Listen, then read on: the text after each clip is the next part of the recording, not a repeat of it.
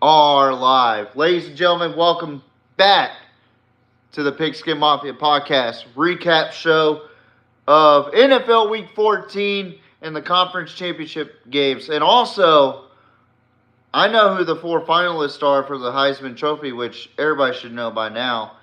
But who do I think is going to win the Heisman? Or who should win the Heisman, in my opinion? But let me tell you guys this. Before I get right into it, I'm very hot right now. And I don't mean like temperature hot. I mean pissed off hot. So this show's going to be fucking crazy. I'm going to tell you guys this. I ain't fucking around. I'm wearing my HSM 72 Proud Warrior shirt. Shout out to Proud Warrior Nation over in NAS Jacksonville. I'm feeling a certain type of mood today. I really am. Especially with the way our conference championship game went. I got a couple things to say about that. But here's the deal. We are live, we are here, and we're about to talk about NFL Week 14. Now, I'm just going to talk about those four games that we predicted. The Lions-Packers game was a very interesting game, to say the least. Me and J-Mo picked the Lions to win. I had the Lions winning 28-24. J-Mo had the Lions winning 35-24. It was a back-and-forth battle between the two teams. It ended up going towards the Lions, winning 34-31. And I'm going to say this right now. I truly don't think the Lions are the best team in the NFL. And the reason why is this. It's not because I just don't think that their defense can hold on to against an offense. Their secondary is not that great right now, especially with the fact that they have so many pieces missing in the scope of things for the Lions. They need help for sure. But I will say this: great win over a tough Green Bay Packers team. They move on to 12-1. They face a really tough Buffalo Bills team next week, which we'll cover that. Next game, we're going to talk about the Falcons at the Minnesota Vikings. How's it going, Gabriella? The Vikings right now are red hot, and I think they could still... I'm getting rid of your dumbass already. Remove. Bye. I'm telling y'all, I'm in a fucking mood right now. So, stupid comments like that, bye. It's pushing me a little bit today. I'm in a foul mood today. What's up, Lewis? So back to what I was saying. Yeah, you're on your period, you dumb fuck.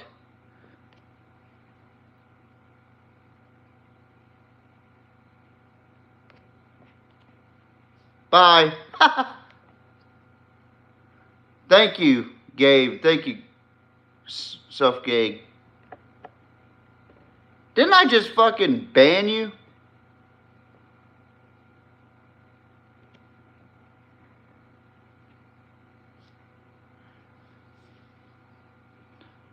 You walked into a football show, by the way.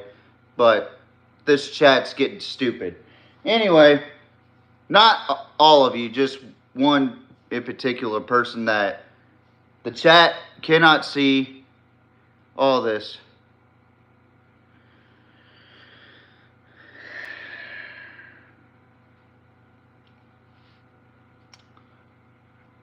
I'm really concerned about your mental health, Lewis. honestly. So, I'm going to do you a favor.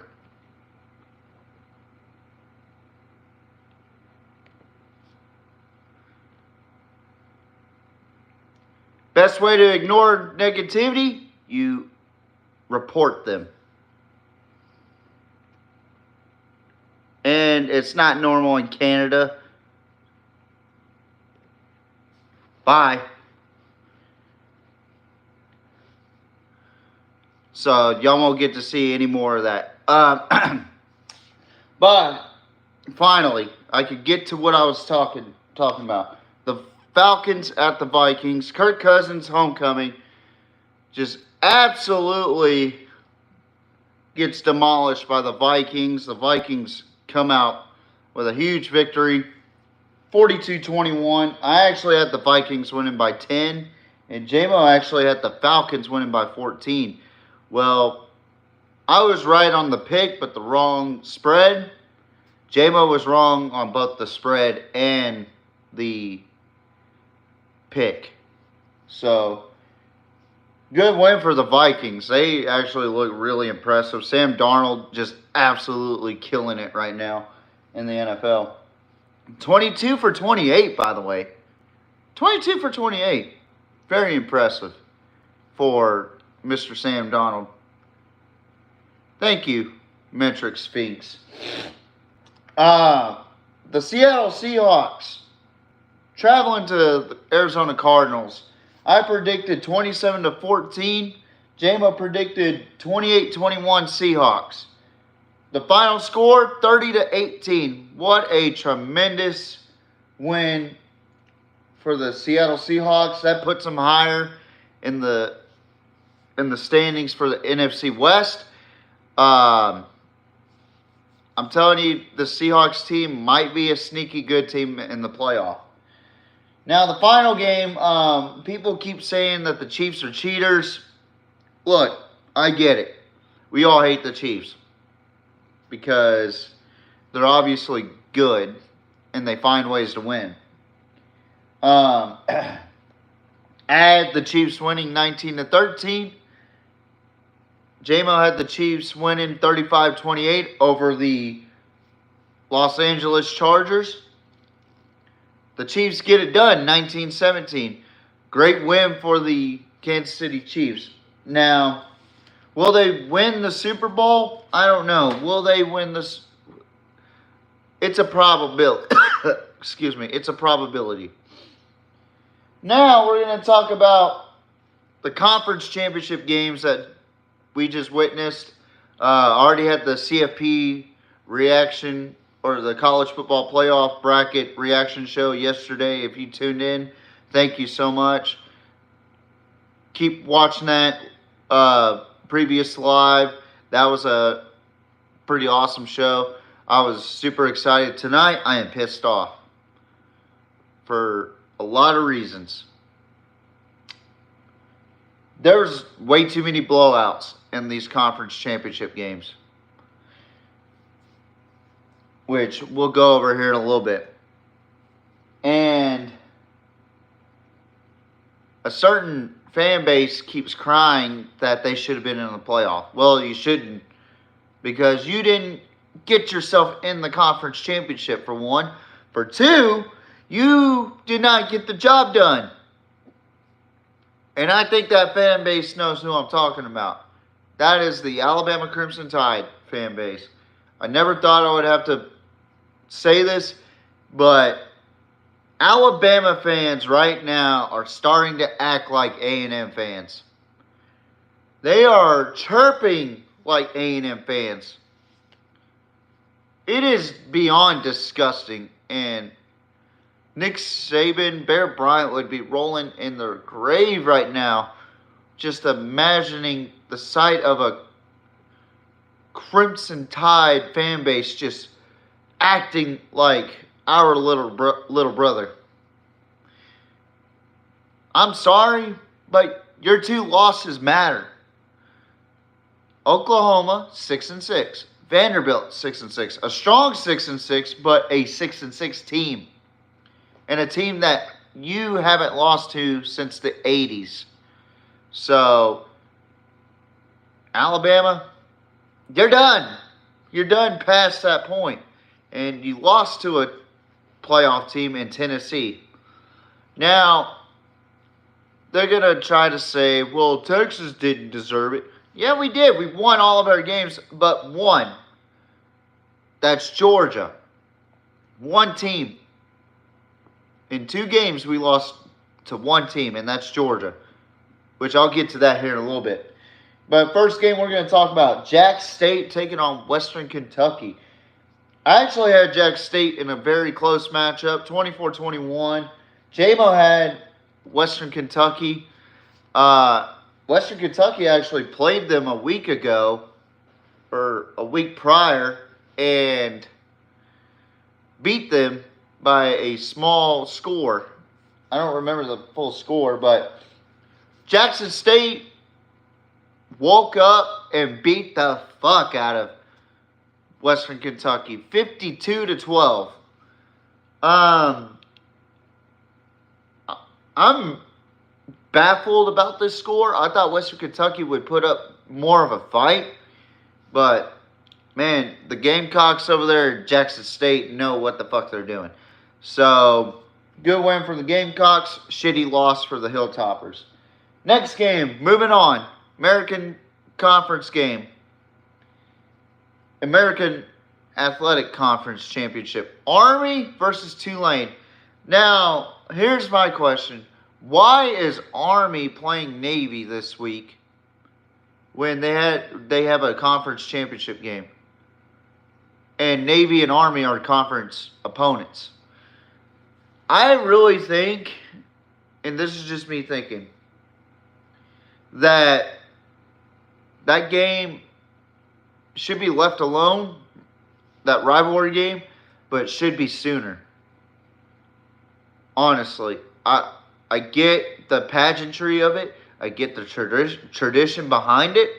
But that game should not be played on the same week as the start of a bowl game, where Army's going to be playing in the next couple weeks or so. I'm sorry. It's just the truth. Navy, same thing. And Army just had a game in the conference championship. So why are we playing Army and Navy a game after the conference championship? It makes no sense to me. I don't know. Some of the old heads will probably get after my ass talking about it, saying that it's tradition, it's this, it's that. Look, I understand all of that. My point is, I am just not feeling... I don't like it. It's on the same day as the start of a bowl game. Y'all need to play a different week. If that means that we got to start a week before the season, like week 0 actually is a week prior, and that Army and Navy is a game by itself before the conference championship games, like it used to be, then yeah, I totally get it. Or swap Army and Navy and the conference championship games, because that gives something Army to fight for also, to be able to get into the conference championship. I know they were already clinched, but I'm just saying, in case if they had an opportunity, or Navy had an opportunity to get into the conference championship game, but nobody will listen. But anyway, the American Athletic Conference, Army faces Tulane a week before the Army-Navy game, and me and J-Mo actually had Tulane winning this game, but boy, oh boy, we were wrong. Army whooped Tulane's ass in this game. And I mean whooped their ass. 35-14. Army ran all over Tulane. It was not pretty at all. And Tulane's offense could not get anything going. I had to switch it off. I was actually at a Christmas party getting drunk. So, but this next game, I was really intrigued about, but Ashton Genty, he's a fucking cold killer, I'm telling you. He is cold. This guy is unbelievable. He is 132 yards away from achieving history.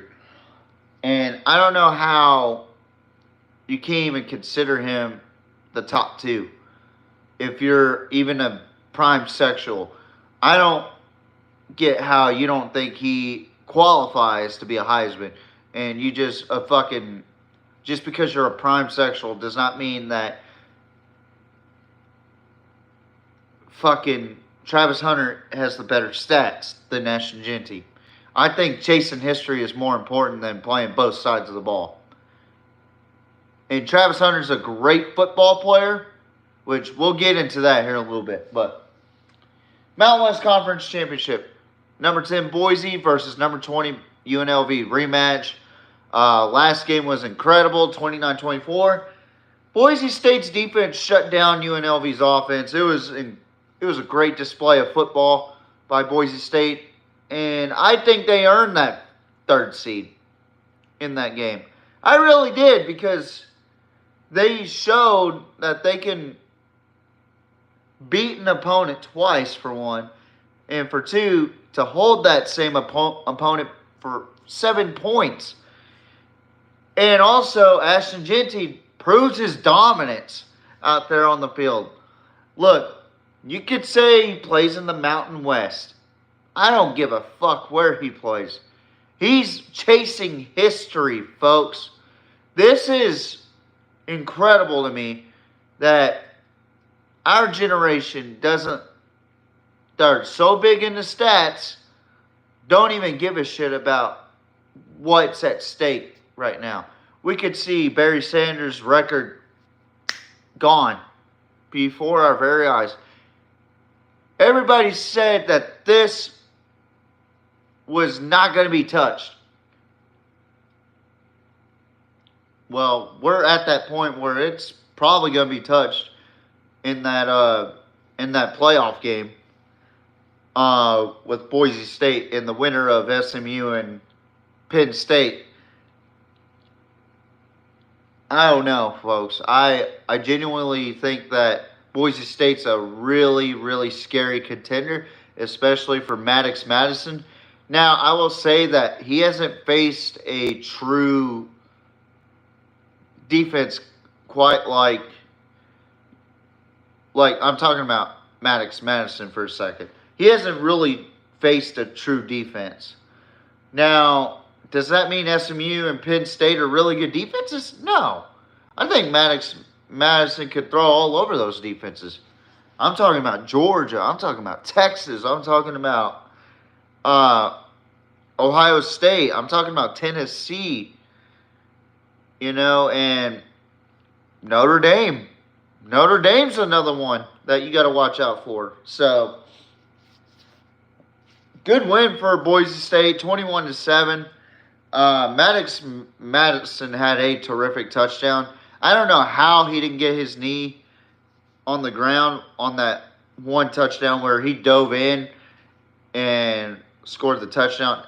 His knee was off by like 2 inches, and it was that close from being reviewed, it was reviewed, and they said he was down, but he ended up scoring. That was incredible for Maddox Madison.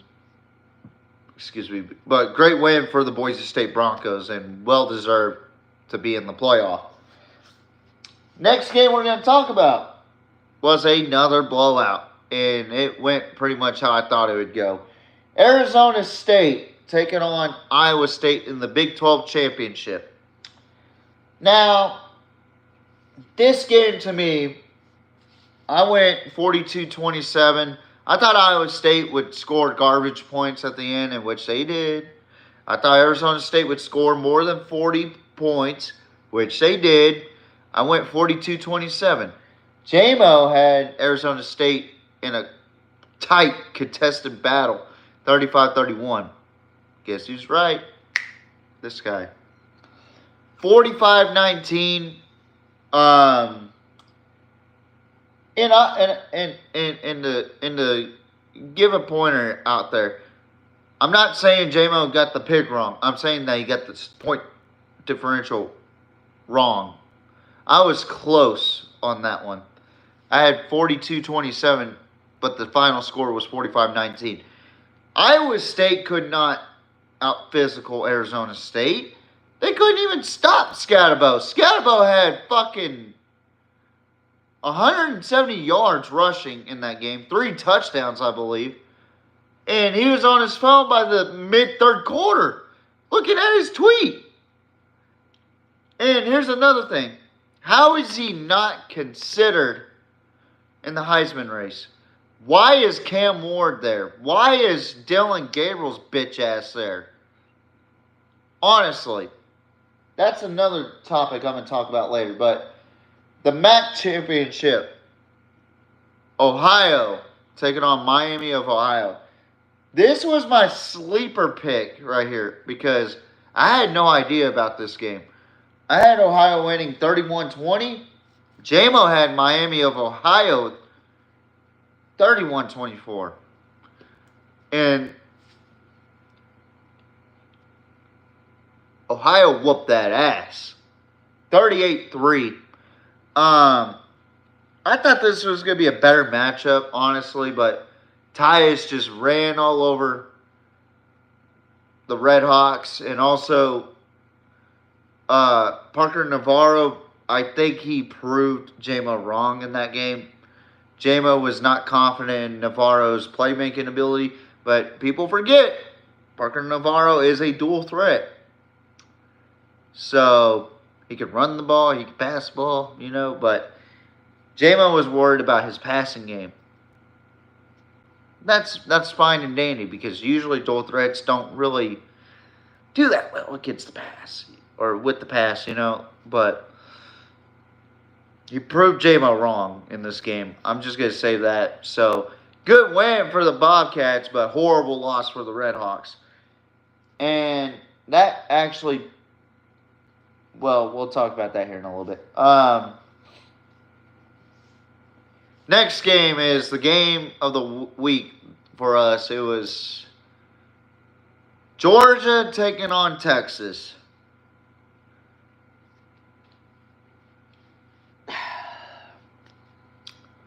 Georgia versus Texas.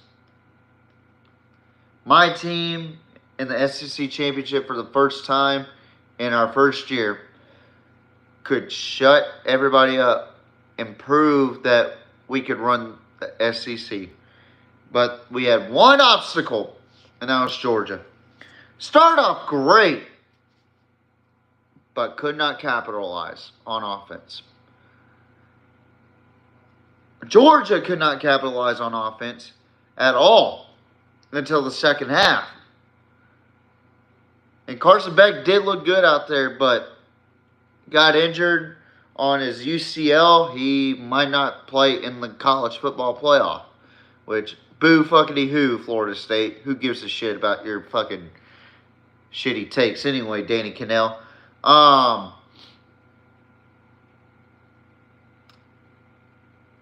This was a slobber knocker like I said it would be.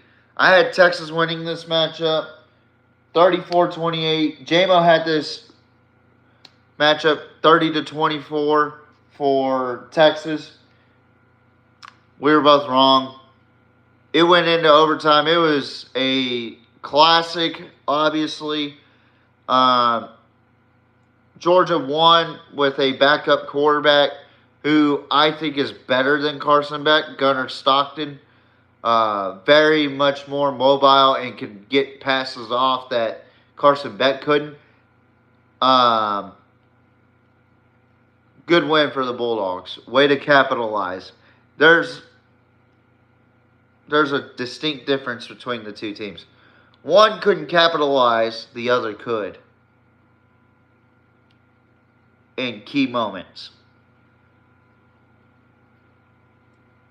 Before I get to what I'm going to say, you anti-Quinn fans, you anti-Quinn Ewers fans out there, first of all, how you going to hate on a guy that's thrown 358 passing yards in a game? How are you going to hate a guy when his receivers run the wrong routes?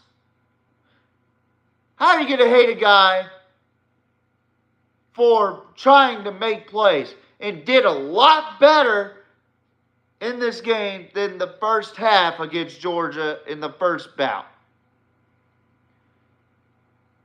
You casual ass fans out there talking shit about we should put Arch in and start for the playoff. We should have started the Arch. Blah, blah, blah, blah. Y'all need to shut the fuck up and get off my fucking fan base. I am so sick and tired of reading tweets, reading comments saying that Arch is better than Quinn when it's not true. There's a reason why Sark has Arch out or Quinn out there over Arch. There's a reason why Quinn is the starting quarterback.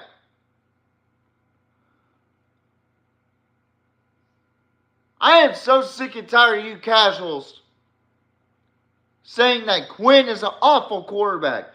His throwing was horrible. Y'all motherfuckers are either too hard on Quinn or you don't watch film.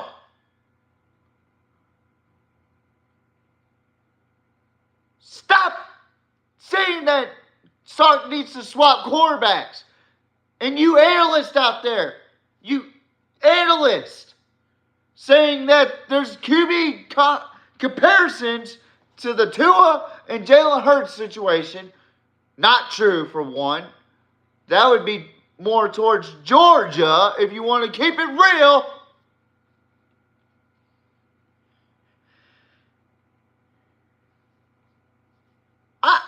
I just don't understand. You want the guy starts, and then you shit on him. I've seen it since his first season here at Texas.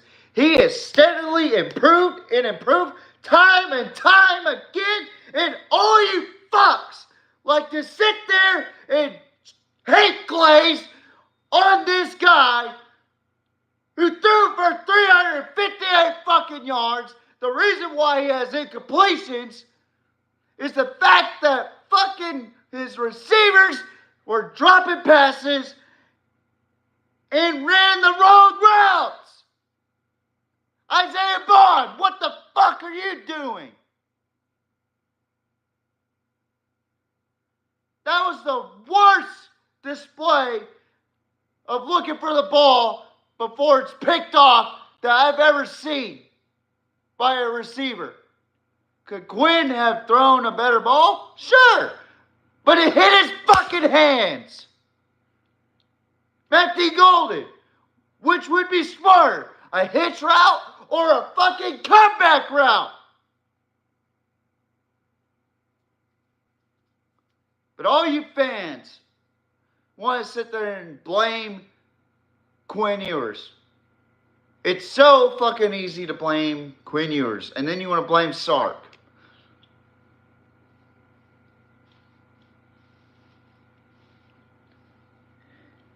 I am so fucking done with you fucking bandwagon fans out there.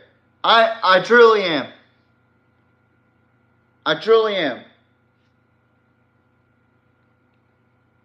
And then the fans outside of the Texas fan base, y'all don't know what the fuck y'all are talking about.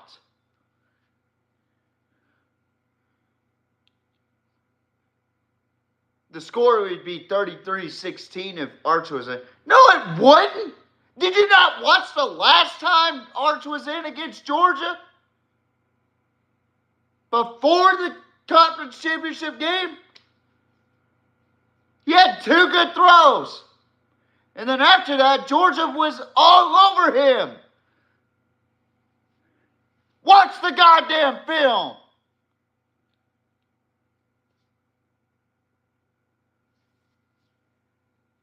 Oh, yeah, I'm fucking hot. And now, I also got to address this. Gilbo, you should have made that block because that was a pick six waiting to happen. It was. But here you are, throwing your hands up like, oh, we got a pick. No. Make a fucking block.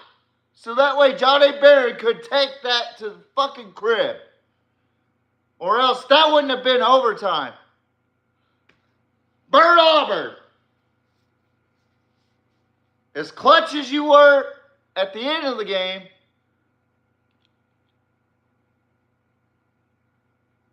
I've never been impressed with you. Never. I'm sorry. You could be the most fucking field goals made in the University of Texas. But are you the most accurate? No. You sit there and smile when you fucking missed. You hooked left twice. O-line played better. Receivers. No blocking. Not catching the ball. Not running the right routes. And then in the second half against Gunnar Stockton, the fucking defense couldn't wrap up. I hope you boys are fucking ready because Clemson is coming into town in DKR. And they're red hot right now after beating SMU in the conference championship game. I hope you're fucking ready.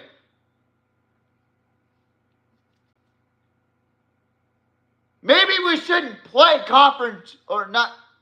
Let me back up a little bit. Maybe we should not play rivalry games before a big fucking game. How about that? Because y'all get too big-headed and get y'all's ass kicked. Now, it's a different story in the SEC championship game because we were whipping ass, but we couldn't capitalize. Absolute bullshit was that game. And then you got sore loser or sore winner Kirby Smart talking down about the commissioner of the SEC.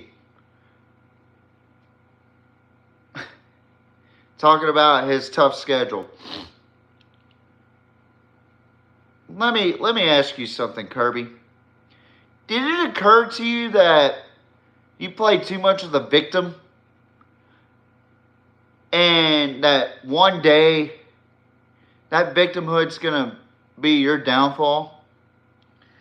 Because I'm telling you right now, if you keep doing the fucking victimhood, guess what? Those fucking 24 arrests in two years, it's going to come back and bite you in the ass. Like, I don't know, fucking national championships pulled because of the fact that you're allowing karma to come towards you, Kirby. Because you're sitting there being a sore winner and talking down to Greg Sankey, and you're supposed to be the conference champion representative. And I respect Kirby's game. Don't get it twisted. I just hate his mannerisms when he wins. The first time, he acted like a little cunt. Then he proceeds to fucking act like a little bitch towards Greg Sankey. Shit's ridiculous, bro. And you got the easiest road on that side of the bracket to get back into the national championship. Good win for you, Kirby. You won in overtime against arguably the best defense in the country. Stop being a sore winner, Kirby.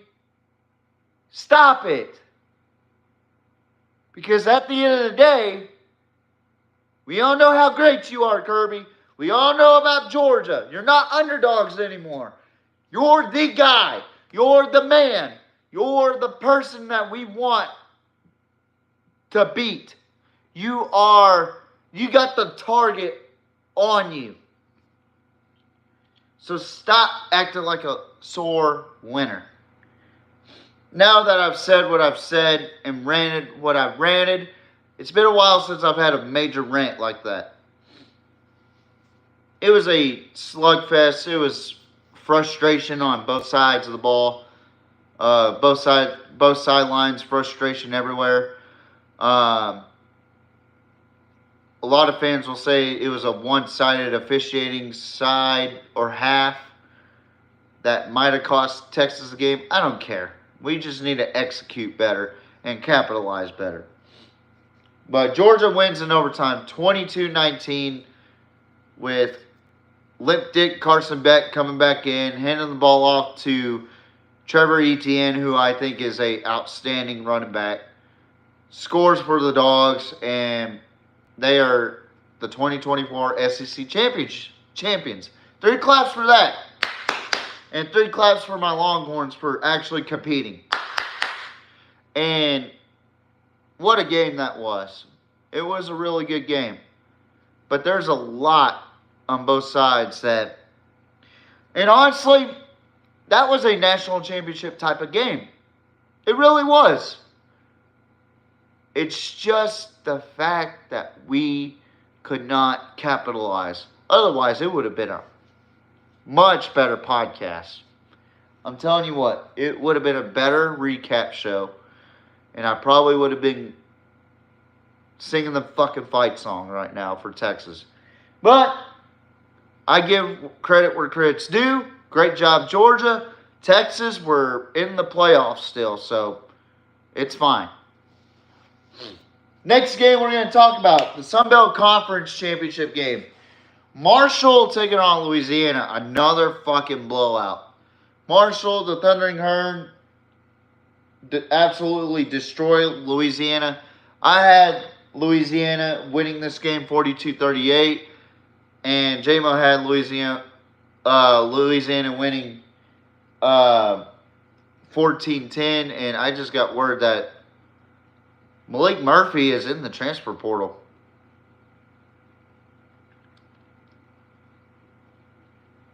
That is not good. That's not a good sign at all. We'll talk more about that tomorrow. But anyways, moving on to the ACC Championship, which it was Clemson taking on SMU. Me and J-Mo both had SMU winning by 10 points. It was, I had 34-24 SMU, and J-Mo had 52-42 SMU. Well, it started off bad for SMU. They were down 24-10 at the half, and then they bounced back, got it to 31-31. Probably the most resilient performance I've seen all season, but they came short against Clemson by a game-winning field goal. For Dabo Swinney and the Clemson Tigers, they advanced to the playoffs in their for the seventh time. Now, I appreciate what Dabo did.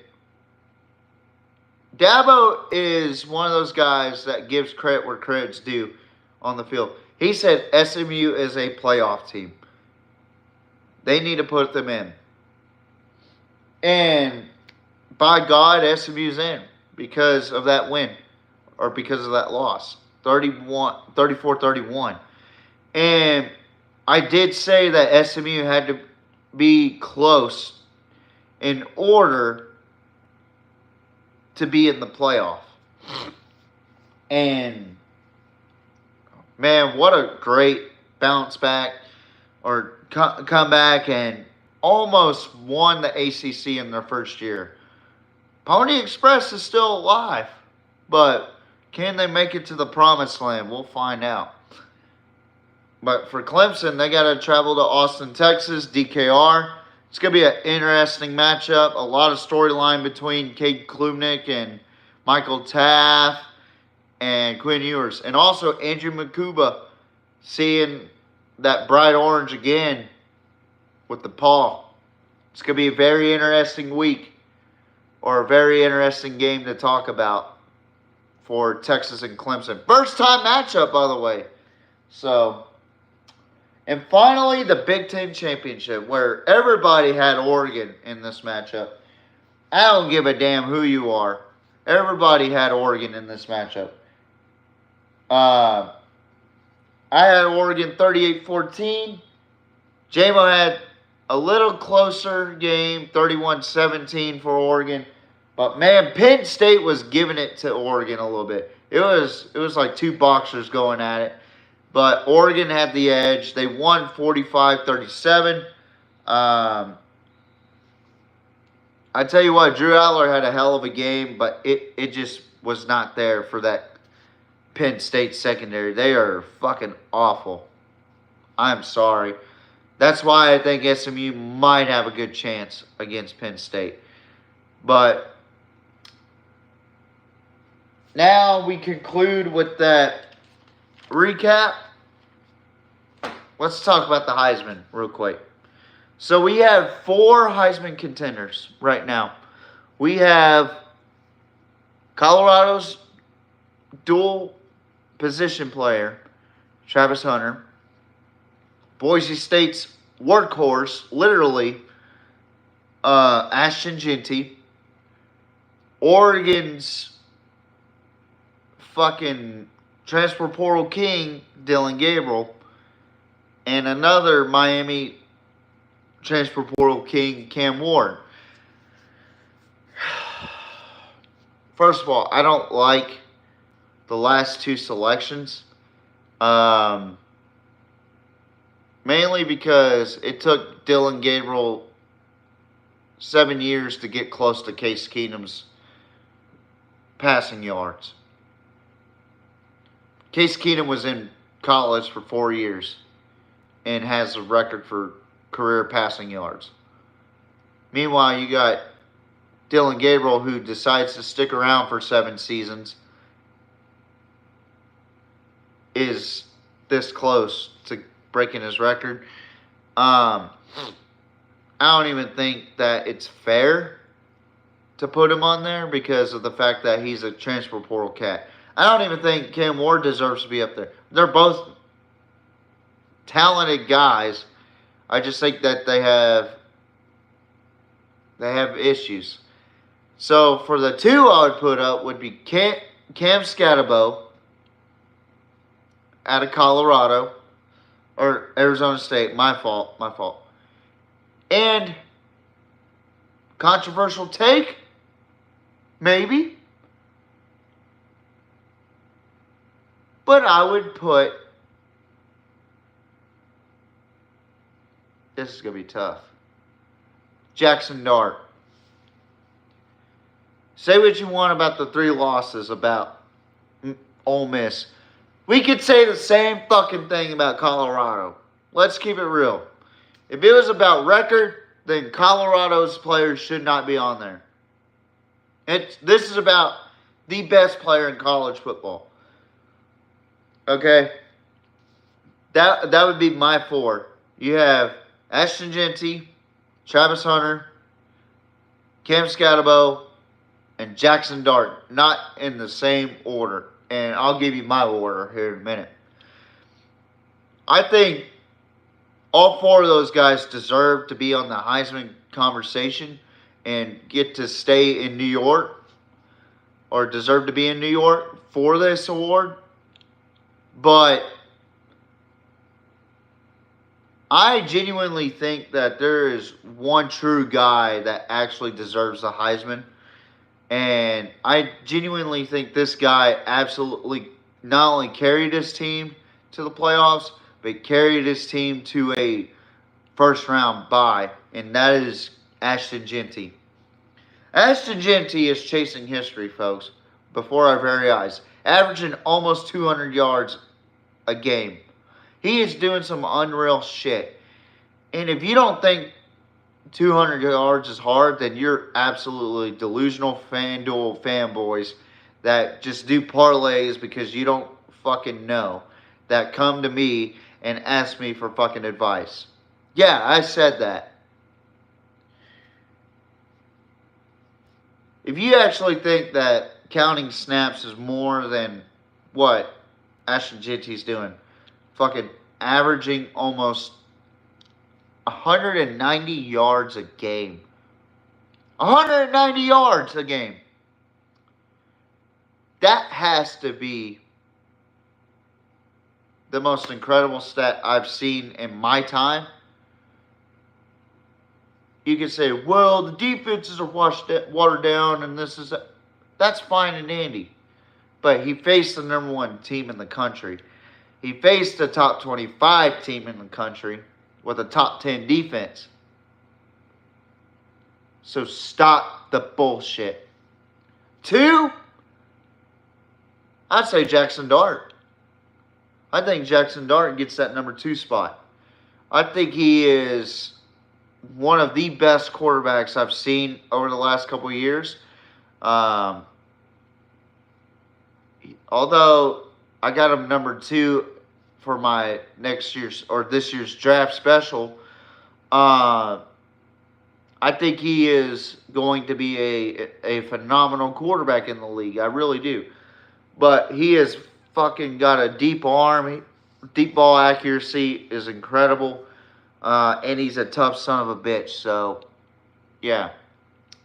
So, Ashton Genty 1, Jackson Dart 2. Who's number 3? Is it going to be Travis Hunter or Cam the Ram Scatterbo? Okay, I thought about it. Cam Scatterbo at number 3. Cam Scatterbo, to me, is an elite rusher. He reminds me of a lot of Christian McCaffrey and Mike Allstott. Kid can run hard and has a lot of heart on the field. He led Arizona State to a playoff, and he's very dangerous. So I like what I see out of Cam Scatterbo. He is a fucking dog, man. Absolute fucking menace on that field. And number 4, yes, I'm putting him in. Travis Hunter. I think he's an incredible athlete. Incredible dual athlete, okay? However, why I have him so low is the fact that I don't think he's better than those 3 guys. Now, he is an incredible receiver. He's an incredible cornerback.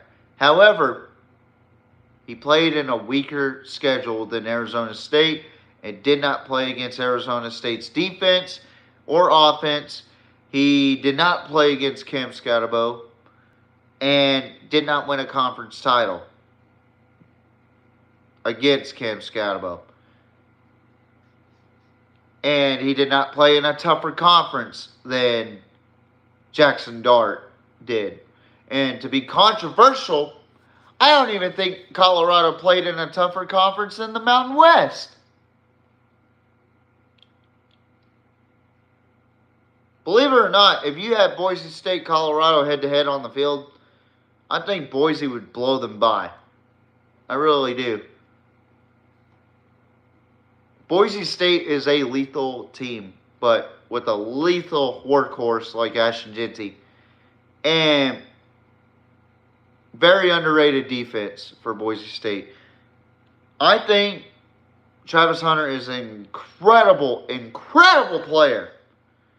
I like Travis Hunter. What I don't like is that he grew in arrogance and saying that he deserves a Heisman over anybody. First of all, you're not even the best cornerback. That's why you didn't get the Jim Thorpe Finalist Award or nomination. You're not even the best receiver, but you got nominated for the Biletnikoff, which I think Luther Burden and several other receivers could say that they're better than you. I just think that he hasn't faced competition like Oregon or Ohio State or Georgia or Texas to say that he's the best cornerback in college football. You could hate me for saying that, but it's true. So that's my 4. Number 1, Ashton Genty. Number 2, Jackson Dart. Number 3, Cam the Ram Scatabo. Number 4, Travis Hunter. That is my Heisman lineup. And Ashton Genty is my projected Heisman winner. And if you don't like it, kick rocks. I don't care. Because it's my pick. It's my opinion. But tomorrow we're going to have our predictions for the Army and Navy game and a couple other games that we have on tap, which are bowl games, are starting up this Saturday with Army and Navy. So tune into that. Starting Saturday, starting next Saturday, it'll be, God damn it, I can't fucking think for a second. This Saturday will be Army versus Navy at 2 p.m. Central Time. Then we start the bowl games off with South Alabama versus Western Michigan in the Veterans Bowl. Which is going to be weird because you got a the last regular season game and the first bowl game just tied in together. Make it make sense. I genuinely don't understand this process at all. I think we should move the regular season back and with the bowl games and then put Army and Navy in front of the bowl games. Just in case. You never know. But that's just my opinion. Thank you guys for watching. Tune in tomorrow as me and J-Mo are going to go at it with our predictions and talk about the history of Army and Navy. And we're going to predict 9 games tomorrow. 9 games. So J-Mo, if you're watching, take notes because we are going to predict 9 games. And it's going to be on the fly because, yeah, it's going to be a good one. Thank you guys for tuning in tonight. Goodbye. Mwah, good night. Bang. What a good show. Ta-ta for now.